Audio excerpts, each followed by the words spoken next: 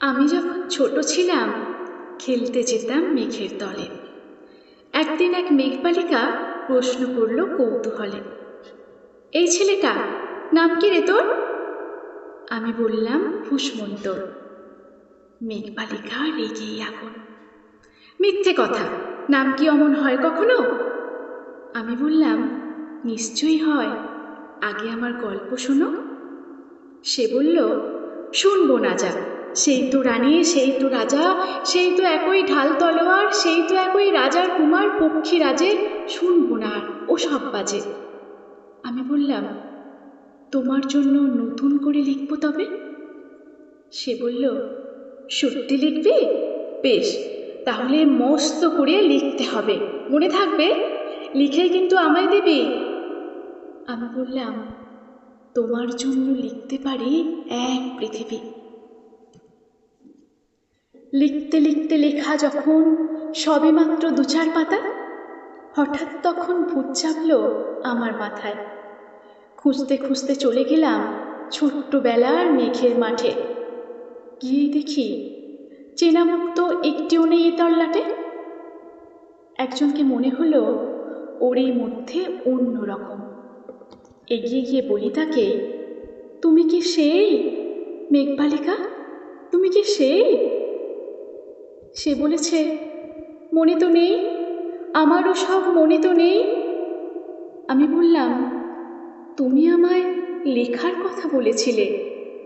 সে বলল, সঙ্গে আছে, ভাসিয়ে দাও গায়ের চেলে।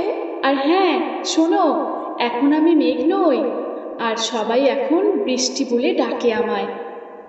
বলেই হঠাৎ এক পশলায় চুল থেকে নখ আমায় পুরো ভিজিয়ে দিয়ে অন্য অন্য বৃষ্টি বাদল সঙ্গে নিয়ে মিলিয়ে গেল খরস্রোতায়, মিলিয়ে গেল দূরে কোথায়, দূরে দূরে। বৃষ্টি বলে ডাকে আমায়, বৃষ্টি বলে ডাকে আমায়। আপন মনে বলতে বলতে আমি কেবল বসে রইলাম ভিজে একসা কাপড় জামায়। গাছের তলায় বসে রইলাম, বৃষ্টি নাকি মেঘের জন্য। এমন সময় অন্য একটি বৃষ্টি আমায় চিনতে পেরে বলল, মন খারাপের কি হয়েছে, যাও ফিরে যাও, লেখো আবার। এখন পুরো বর্ষা চলছে, তাই আমরা সবাই এখন নানান দেশে ভীষণ ব্যস্ত। তুমিও যাও, মন দাওগে তোমার কাজে। বর্ষা থেকে ফিরে আমরা নিজেই যাব তোমার কাছে।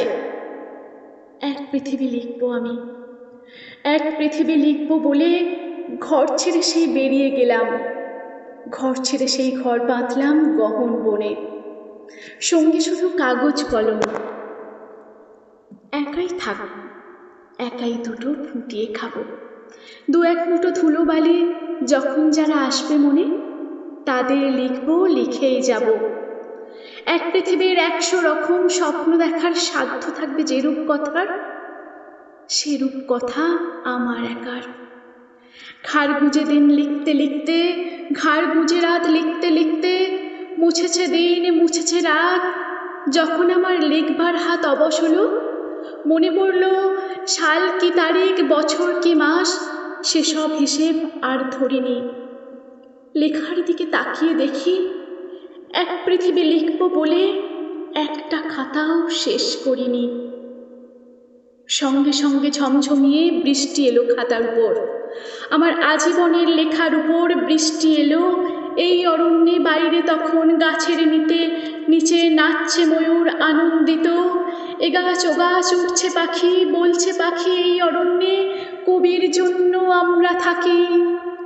বলছে ওরা কবির জন্য আমরা কোথাও, আমরা কোথাও, আমরা কোথাও হার মানিনি।